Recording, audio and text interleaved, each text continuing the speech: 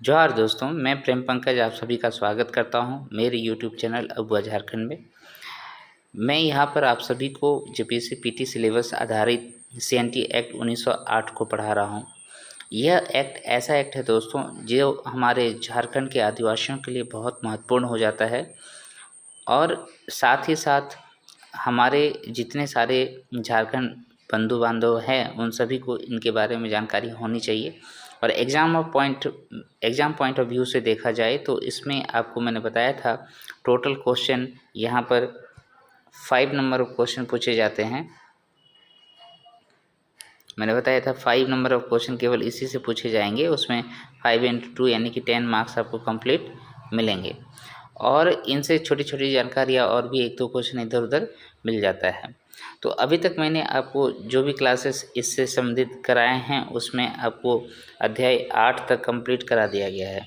ठीक है, अभी जो हम लोग पढ़ेंगे वो अध्याय 9 पढ़ेंगे। इस अध्याय 9 में लगान के बारे में साधारण उपबंध दिया गया है, यानी कि लगान जो काश्तकार चुकता करता है, जो देता है, वो किस तरीके से देगा, कितना देगा, किस रूप में देगा, ये सभी जानकारियाँ इस अध्याय में लिखी गई है और इसका जो धारा है 52 से स्टार्ट होता है।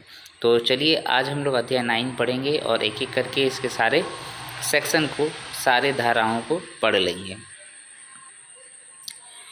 सबसे पहले यहाँ पर देखिए दोस्तों, धारा जो हमारा है 52 में क्या कहता है। देखिए दोस्तों, अगर आप वीडियो देख रहे हैं तो पूरा देखिए ताकि आपको कंप्लीट नॉलेज हो जाए इसका। ठीक है, उसमें आप वीडियो को बीच में पॉज मत कीजिए, उसको लगातार चलने दीजिए और वीडियो को लाइक और शेयर और साथ ही साथ कमेंट करते रहिए ताकि मुझे पता चले कि आप क्या और चाहते हैं। और जो यूट्यूब चैनल पर नए हैं वो ज़रूर से ज़रूर सब्सक्राइब कर लीजिए। धारा 52 में कहता है कि जो आप लगान देंगे, जो भी लगान देगा, जो रैयत है, जो काश्तकार है, वही देगा भूस्वामी को, तो उसको किस्तों के रूप में देना है। ठीक है, यानी उसके लिए एक सुविधा कर दिया गया है, रैयत को एक ही बार में सारा साल भर का आपको लगान नहीं देना है, आप किस्त के रूप में देंगे। तो वो किस्त कितना होगा, वो 4 किस्तों में आपको देना पड़ेगा। हर एक तिमाही में, कृषि वर्ष के हर एक तिमाही में आपको एक बार देना पड़ेगा। तो टोटल 12 महीने हुए, 12 महीने में आपको 4 बार किस्त के रूप में देना पड़ेगा।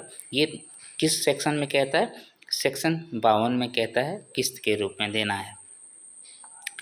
धारा 53, सेक्शन 53, इसमें क्या कहता है, लगान भुगतान की रीतियाँ क्या है,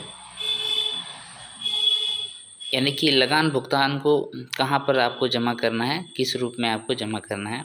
तो लगान का भुगतान जो है माल कचहरी में होगा, माल कचहरी में, या डाक मुद्रा देश यानी कि मनी ऑर्डर जिसको बोला जाता है।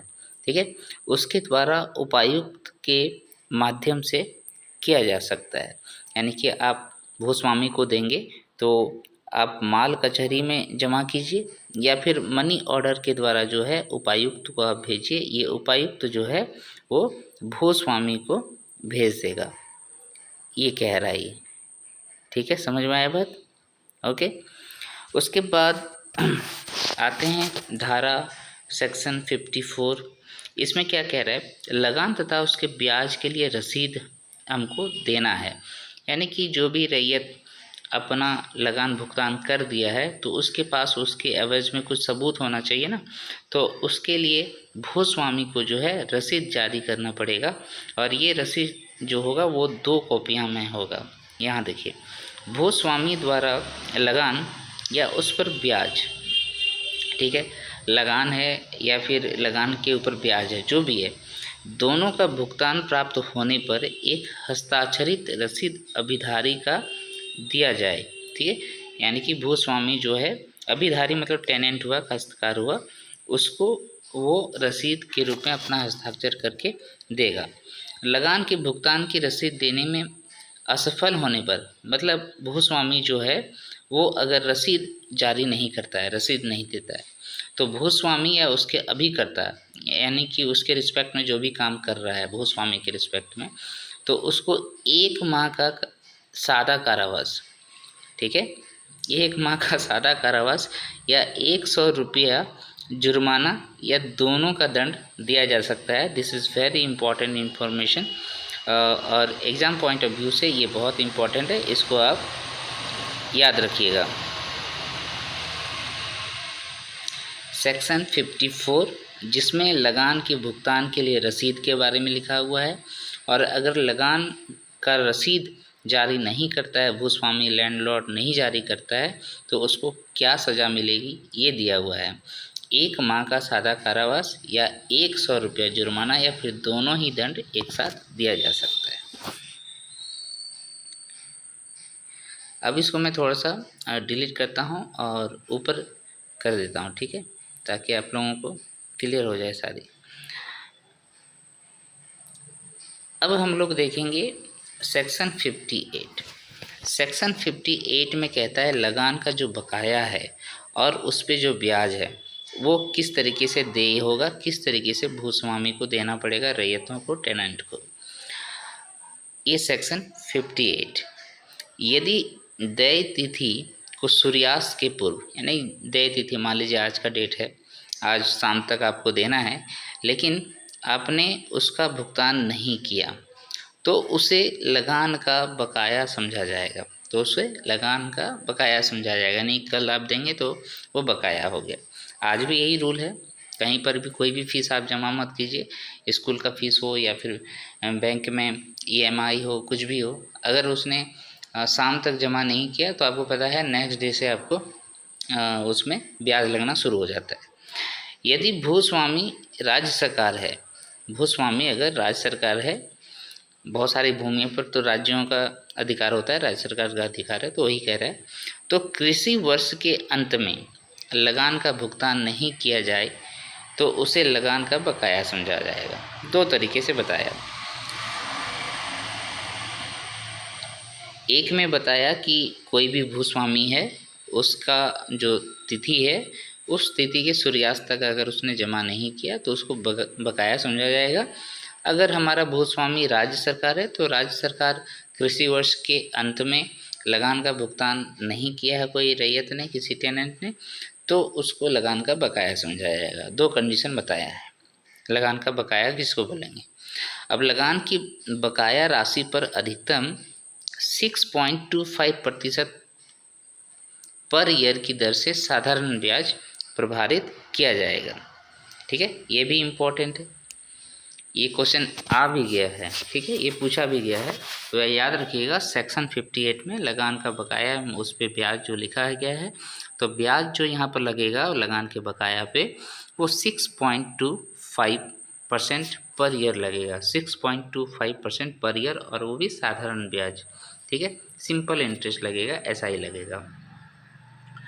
यदि अभिधारित किसी वर्ष में बकाया लगान की राशि का भुगतान अगले कृषि वर्ष के भीतर कर दे तो संदेय लगान की राशि पर अधिकतम 3% की दर से ब्याज लगेगा। यानी कि सपोज आपने इस कृषि वर्ष में जमा नहीं किया लगान, अब उसको नेक्स्ट कृषि वर्ष में जमा करेंगे, तो उस समय अगर आप दोनों ईयर का आप दे रहे हैं तो वहाँ पर आपको जो बकाया लगान था उस पर केवल 3% का ही ब्याज लगेगा, और अगर उसके बाद वाले ईयर में आप जमा करते हैं तो 6.25% का अधिकतम ब्याज लगेगा।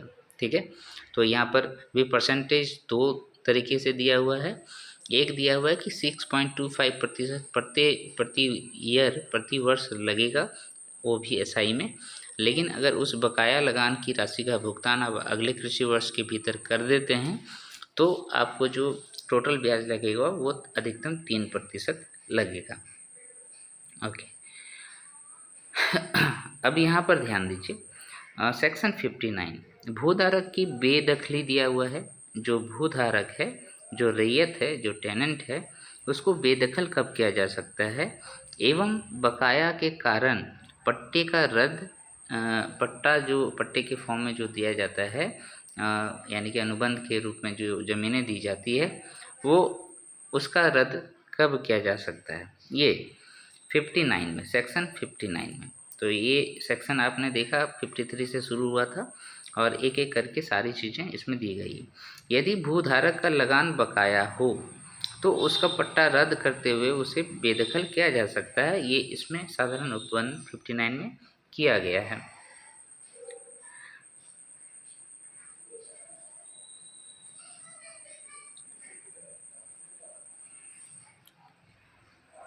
अब यहाँ पर देखिए 60, धारा 60 में क्या कहता है, सेक्शन नंबर 60 में 60 में क्या कहता है, लगान के बकाये का काश्तकारी पर प्रथम भार होना। ठीक है, जो भी लगान है उसका बकाया, इसका कहने का मतलब है वो बकाया काश्तकार ही उठाएगा, काश्तकार ही देगा। काश्तकारी का लगान काश्तकारी पर प्रथम भार होगा। समझ में आया? जो भी काश्तकारी है, जो भी टेनेंट के ऊपर आपका लगान लग रहा है वो वही चुकता करेगा। परंतु यदि लगान के बकाये के भुगतान के हेतु काश्तकारी का विक्रय कर दिया जाए, ठीक है, जो काश्तकारी है, मान लीजिए उसने लगान का भुगतान नहीं किया और ये ज़मीन है, इस ज़मीन को उसने क्या किया, इस रैयत ने लगान भुगतान करने के लिए इसका विक्रय कर दिया, इस ज़मीन को किसी और को दे दिया, तीसरे पर्सन को दे दिया। तो यहाँ पर क्या होगा, वो कंडीशन अब क्या, ये जो तीसरा बंदा यहाँ पर इस ज़मीन को खरीदा है, यही इसका पूरा लगान का भुगतान करेगा बकाया का? ऐसा नहीं है। कह रहा है कि विक्रय तारीख के पहले तक जितना भुगतान काश्तकारी को करना है वो वही करेगा, यानी कि रैयत ही करेगा। ठीक है, ये नहीं करेगा। क्लियर है बात? समझ में आया? यही चीज़ यहाँ पर लिखा हुआ है, जो 60 नंबर आपका सेक्शन है, धारा है वो। ओके, नेक्स्ट धारा है 61। 61 में देखिए क्या कहता है, वस्तु रूप में देय लगान का रूपांतरण। यानी कि अब यहाँ पर जो लगान है उसका रूप चेंज हो रहा है। देखिए पहले क्या होता था, लोगों के पास पैसे होते थे तो पैसे दे देते थे, अगर किसी के पास पैसा नहीं है, वो अनाज है तो अनाज दे दिया, कोई अदर वस्तु है तो वो दे दिया। ठीक है, तो वही चीज़ कह रहा है, मान लीजिए किसी व्यक्ति को, किसी रैयत को ये चीज़ें चेंज करनी है कि जो वस्तु दे रहा है, यानी कि जैसे धान दे रहा है, गेहूँ दे रहा है, जो भी दे रहा है लगान के रूप में, उसको वो नहीं देगा, पैसे के रूप में देगा, धन के रूप में देगा। तो फिर उस किस तरीके से चेंज किया जा सकता है, ये यहाँ पर धारा 61 में लिखा गया है। यदि भूधारक द्वारा लगान वस्तु रूप में दे दिया जा रहा हो, ठीक है, भूधारक जो है वस्तु रूप में उसको दे रहा है, तो वह इसे धन लगान के रूप में रूपांतरित करने हेतु उपायुक्त या किसी राजस्व अधिकारी के पास अपना आवेदन दे सकता है। ठीक है, हमने आगे पीछे भी पढ़ा था कि उपायुक्त या फिर राजस्व अधिकारी ही है जो उसके लगान में वृद्धि या फिर कमी कर सकता है। तो यहाँ पर भी लगान का जो रूपांतरण होगा वो भी उपायुक्त या फिर राजस्व अधिकारी ही करेगा। आगे है, उपायुक्त या राजस्व अधिकारी ऊंची जांच के पश्चात वस्तु लगान के बदले धन लगान के रूप में दी जाने वाली राशि का निर्धारण करेगा। तो अब पहले जो आपने मान लीजिए 10 केजी गेहूँ दे रहे थे, तो उसके एवज में आप वो कितना धन भुगतान करेगा ये भी तो आपको पता लगाना है। तो वो जो राशि होगी उस राशि का निर्धारण उपायुक्त या फिर राजस्व अधिकारी करेगा। क्लियर है? उस 10 किलो गेहूं का दाम कितना होना चाहिए ये यहाँ पर निर्धारित कौन करेगा? उपायुक्त या राजस्व अधिकारी करेगा, सेक्शन 61 के अंदर। अभी यहाँ पर थोड़ा सा फिर इसमें 61 का क दिया हुआ है, उसमें क्या है, अधिभोग जोत के लगान का रूपांतरण। यानी कि जो अधिभोगी रैयत होता है उसका जो लगान का रूप चेंज करना है तो किस तरीके से किया जाएगा। कहता है, यदि किसी अधिभोग जोत का कोई उपयोगी जमीन है जिसका उपयोग कर रहा है कोई रैयत, तो यदि किसी अधिभोग जोत का लगान वस्तु रूप में भुगतान किया जाता रहा है और राज्यपाल उसे रूपांतरित करने हेतु अधिसूचना जारी कर देता है, एक नोटिफिकेशन जारी कर देता है, कौन? राज्यपाल। तो उपायुक्त स्वप्रेरणा से वहाँ तो जब आवेदन दे रहा है उसके अकॉर्डिंग कर रहा है इसमें, ठीक है, लेकिन यहाँ पर जो है वो स्वप्रेरणा से जब राज्यपाल का आदेश आ गया तो उस रैयत या भूस्वामी के आवेदन करने पर धन लगान के रूप में भुगतान की जाने वाली राशि का निर्धारण कर सकेगा। ठीक है, यानी कि कोई किसी राज्य के राज्यपाल ने किसी अधिभोग जोत का, यानी कि उस टेनेंट का, उस टेनेंसी क्षेत्र का उसने अधिसूचना जारी किया है कि इसका रूपांतरण कर दिया जाए लगान भुगतान करने की। तो उपायुक्त अपने प्रेरणा से या फिर रैयत या फिर भूस्वामी आवेदन देता है तो उसका जो भुगतान राशि होगा उसको वो फिक्स करेगा, भुगतान राशि उपायुक्त फिक्स करेगा। यानी कि कोई भी आदेश जारी करे, कोई भी अपना आवेदन दे, इसमें मेन आदमी हो गया उपायुक्त, मेन आदमी हो गया डीसी, जो उस लगान के रूप को चेंज करने पर भुगतान की राशि को फिक्स करेगा।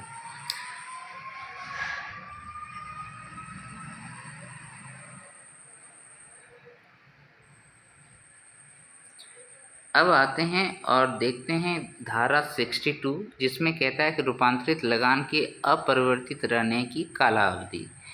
यानी कि जो लगान का रूपांतरण हो गया तो उसमें परिवर्तन नहीं किया जाएगा, उसको घटाया नहीं जाएगा या फिर उसको बढ़ाया नहीं जाएगा। तो कितने सालों तक, किस विधि तक, मतलब कौन सा समय काल तक। कहता है कि यदि धारा 61 के अधीन किसी जोत का लगान रूपांतरित कर दिया जाए, ठीक है, आपने रूपांतरित कर दिया, वस्तु विनिमय था, अब आपने धन विनिमय कर दिया, तो अगले 15 वर्षों तक वहाँ लगान बढ़ाया या घटाया नहीं जाएगा। समझ में आया बात? आपने धारा 61 में देखा था ना, लगान का रूपांतरण के बारे में बताया गया।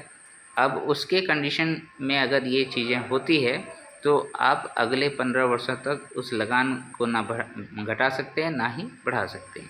नेक्स्ट, इसे भूस्वामी द्वारा की गई अभिवृद्धि अथवा जोत के क्षेत्र में परिवर्तन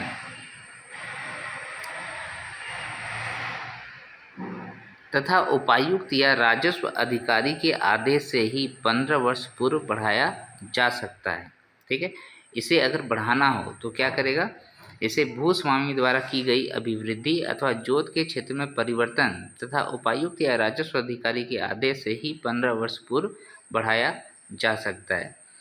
15 वर्ष पहले अगर आपको बढ़ाना है तो भूस्वामी उसको बढ़ाने का प्रयास करेगा, जोत के क्षेत्र में कुछ परिवर्तन करेगा, तभी वो उपायुक्त या राजस्व अधिकारी के आदेश पे बढ़ाया जा सकता है। इसे राजस्व अधिकारी द्वारा पारित आदेश के आधार पर ही 15 वर्ष पूर्व घटाया जा सकता है। अगर घटाना है तब भी राजस्व अधिकारी जो है उसको घटाएगा, यहाँ पर उपायुक्त नहीं है। देखिए, घटाने का जिम्मेदारी जो है राजस्व अधिकारी को दिया गया है। क्लियर है? समझ में आ गया सारी बातें? पहली बात कि रूपांतरण अगर होता है तो 15 वर्ष तक आप नहीं घटा बढ़ा सकते हैं। अगर बढ़ाना है तो भूस्वामी के द्वारा बढ़ाया जा सकता है। और कब बढ़ाया जा सकता है? जोत के क्षेत्र में कुछ परिवर्तन लाया है तब, और किसके आदेश पे? उपायुक्त या राजस्व अधिकारी के आदेश पे बढ़ाया जा सकता है।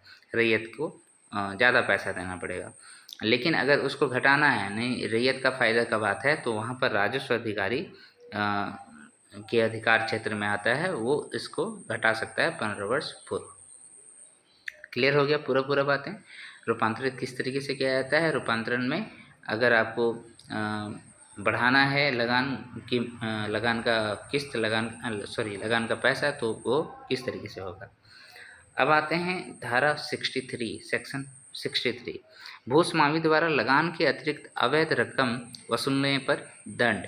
यानी कि सपोज मैं रैयत हूँ, ये पहला नंबर रैयत है, दूसरा नंबर आपका भूस्वामी है। भूस्वामी लैंडलॉर्ड, यानी कि, ठीक है, इस लैंडलॉर्ड, ये रैयत, तो ये मान लीजिए दमदार आदमी है, रैयत थोड़ा कमज़ोर है, तो होता है ना, ये क्या करता है, इसको ज़बरदस्ती कहता है भाई तुम मुझे और इतना पैसा देना होगा तुमको। तो इस तरीके का अगर कुछ कंडीशन आता है तब क्या होगा। यदि कोई भूस्वामी काश्तकार से विधि पूर्वक देय लगान एवं बकाया ब्याज के अतिरिक्त कोई धनराशि या वस्तु वसूलता है या अतिरिक्त भुगतान की शर्त रखता है तो भूस्वामी को 6 माह से साधारण कारावास या 500 रुपये जुर्माना या दोनों दंड का भागी होगा। तो यहाँ आपको दो कंडीशन दिखा जहाँ पर भूस्वामी को दंड दिया जा सकता है। पहला कंडीशन आपने देखा था जब लगान का भुगतान करने पर रसीद नहीं देता था, है ना, लगान का भुगतान करने पर रसीद नहीं देता था तो 1 माह का कारावास और 100 रुपया या फिर दोनों ही दंड दिया जा सकता था। यहाँ पर है अगर लगान बकाया और साथ ही साथ ब्याज के अलावे अगर वो कोई धनराशि उसमें इंक्लूड करता है तो उसको 6 माह का कारावास और 500 रुपया जुर्माना देना होगा।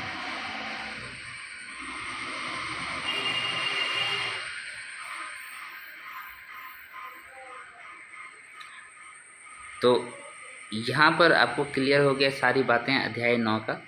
अब थोड़ा सा मैं अध्याय 9 का क के बारे में भी बता देता हूँ, जहाँ पर बंजर भूमि का बंदोबस्ती लिखा गया है उसमें, और इसमें जो है वो 63 का जो सेक्शन है उसी का उपभाग है ये। एक 63 का क है और एक 63 का ख है।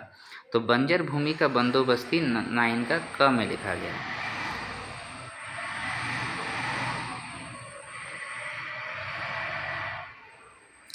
बंजर भूमि का जो बंदोबस्ती है पट्टे पे किया जाता है ना, पट्टे पे किया जाता है।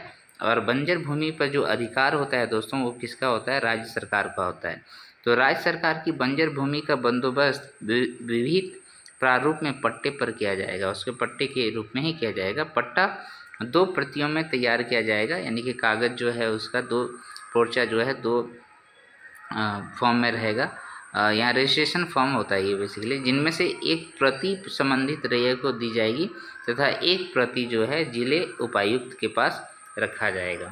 एक रैयत को, एक उपायुक्त को। कौन दे रहा है? राज्य सरकार दे रहा है। राज्य सरकार किसी बंजर भूमि को पट्टे के रूप में किसी को दिया, वो पर्सन को एक जो है पट्टा को, एक पट्टा का प्रति उसके पास रहेगा और दूसरा कॉपी जो है उपायुक्त के पास रहेगा। क्लियर है? नेक्स्ट 63 का ख में क्या दिया? बंदोबस्त को रद्द कब किया जाएगा, अपास्त कब किया जाएगा? यदि उपरोक्त रीति से बंदोबस्त किसी भूमि पर बंदोबस्त की तारीख से 5 वर्षों की समय अवधि में खेती न की गई हो अथवा उसका संक्रमण नहीं किया गया हो तो जिले का उपायुक्त बंदोबस्त को अपास्त करने तथा ऐसी भूमि का पुनः बंदोबस्त करने के लिए स्वतंत्र होगा। यानी कि आपने ये जो जमीन का टुकड़ा जो है ले लिया, बंजर भूमि है, ये इस बंजर भूमि को आपने 5 वर्षों तक इसका कोई संक्रमण नहीं किया, इसमें कुछ भी नहीं किया है आपने, जैसा था वैसा ही पड़ा हुआ है। तो उस केस में जो है उपायुक्त उस रैयत से ये भूमि ले लेगा और फिर से किसको दे देगा? राज्य सरकार को दे देगा। ठीक है, राज्य सरकार को दे देगा और उस भूमि को पुनः से बंदोबस्त करने का तरीका लगाएगा, अपनाएगा और इसका बंदोबस्ती करेगा। तो दोस्तों आज का क्लास इतना ही रहेगा। अध्याय 9 में जितने सेक्शन हैं, धाराएं हैं, मैंने कंप्लीट आपको बताया और सबसे इम्पॉर्टेंट यही है, यहाँ से एक क्वेश्चन जरूर रहेगा, इतना मैं गारंटी देता हूँ। तो इसको पूरा देखिए, बढ़िया से देखिए और ज़रूर से ज़रूर कमेंट कीजिए, लाइक कीजिए, वीडियो को शेयर कीजिए। और अगर आप यूट्यूब चैनल पर नए हैं दोस्तों तो मेरे यूट्यूब चैनल को आप सब्सक्राइब कर लीजिए। मिलते हैं नेक्स्ट वीडियो में और इसको आगे बढ़ाते हैं। तब तक के लिए जय हिंद, जोहार, जय झारखंड।